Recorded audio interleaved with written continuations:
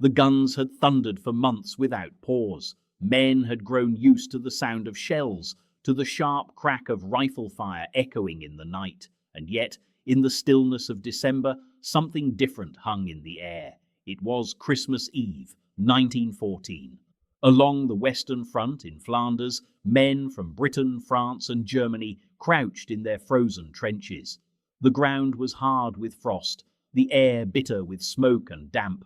Mud clung to boots, water seeped into every corner, and the silence between bursts of gunfire was heavy, expectant, almost unnatural. That night, soldiers wrote in their diaries about their longing for home, the warm glow of hearth fires, the laughter of families gathered around a table, the ringing of church bells far away. They thought of Christmas dinners that would not be eaten, of gifts that would remain unopened, of children who would ask when their fathers might return. And then it happened. From the darkness, faint at first, came a sound, a melody carried softly over the barren strip of no man's land. In the German trenches, voices had begun to sing. A carol, Stille Nacht, Heilige Nacht, Silent Night, Holy Night. The Western Front, December 1914. The war had begun with a rush of banners, parades, and speeches about glory. But by the end of the year, that dream was gone. What remained was mud, wire, and fear. The trenches stretched for hundreds of miles, a scar of earth that split Europe in two. To step into a trench for the first time was to enter another world. A soldier from the British Expeditionary Force wrote in his diary, "The mud is knee-deep, and every step sucks you down as if the earth wants to swallow us whole." Mud was not just mud.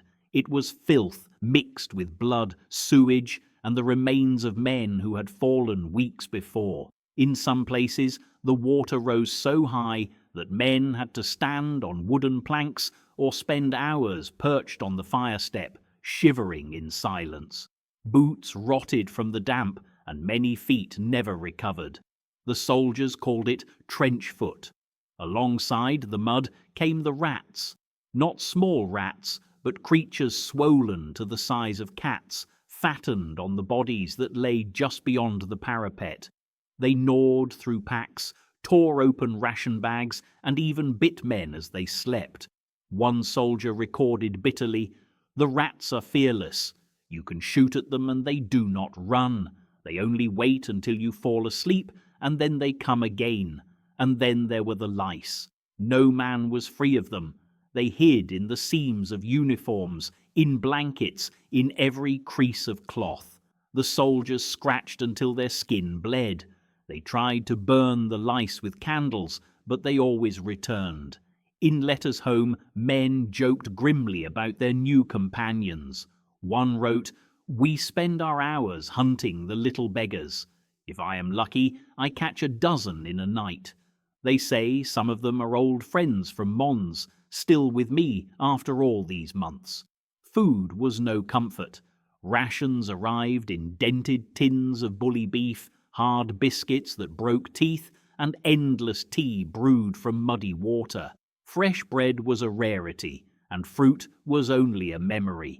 At Christmas, some soldiers received parcels from home, plum pudding, chocolate, perhaps a small bottle of whiskey. These gifts were treasures, passed carefully along the trench, shared among mates. For a few moments they tasted the world they had left behind. But more than food, more than warmth, what men longed for most were letters. Mail was the heartbeat of the trenches. Each envelope carried a touch of home, a wife's handwriting, a mother's prayer, a child's drawing folded inside. When letters arrived, the trench seemed to brighten. When they did not, the silence was heavy. A soldier from London confessed, "It is not the shells that crush me, but the days when no post comes. Without a letter, I feel already forgotten." And always, above the daily routine, hovered the shadow of death. At any moment, a sniper's bullet could find a head raised too high. At any moment, an artillery shell could drop without warning. Men slept with their boots on, ready to dive for cover. They learned to recognize the difference between the whistle of a shell passing overhead and the one that would land close. Yet in this life of fear and hardship, there was also strange camaraderie. Men sang together on the fire step. They carved little figures out of chalk or scrawled graffiti on the trench walls. They joked darkly about the lice, about the mud, about the endless bully beef. Humour became a weapon, dulling the edge of despair. As December drew to a close, thoughts turned to Christmas. At home, families prepared tables, lit candles, sang hymns. In the trenches, men whispered to each other about what they missed most. One dreamed of the smell of roasting goose. Another longed for the warmth of his wife's shawl. Another simply said, "I only want quiet." Just one day of quiet. No one believed peace would come. The generals had promised a short war, but by now every soldier knew the truth. The war would grind on, swallowing men by the thousands. Christmas was just another day on the line, another day of mud and fear. Still, somewhere in their hearts, the men carried a flicker of hope, that even in this place, in this frozen wasteland of wire and ruin, perhaps the spirit of Christmas might reach them. And so they waited, in the silence of December, as the last days of 1914 ticked away. For weeks, the trenches had echoed with the sound of rifles, shells, and shouted orders. Yet on this night, a strange quiet settled across Flanders. From the German lines, faint at first, came a melody. A single voice, then another, rising in harmony. Stille Nacht, Heilige Nacht, silent night, holy night. The tune drifted through the frozen air, carried over no man's land like a fragile offering. In the British trenches, men lifted their heads. Some smiled, others frowned in disbelief. A few muttered that it was a trick, but no bullets followed the singing. The carol swelled louder, joined by dozens of voices. Then, to the surprise of the Germans, an answering song rose from the opposite trench. The same carol, sung in English. Two languages, one hymn meeting in the darkness above the mud. One soldier later wrote, "We could hardly believe our ears. The very men we had been trying to kill were singing the same words as us." For a moment, it felt as if the war itself had stopped to listen. Heads appeared cautiously above the parapets. Rifles trembled, but no shot rang out. Instead, small pinpricks of light appeared along the German line. Candles placed carefully on the parapets, even a few tiny fir trees decorated with rags and paper.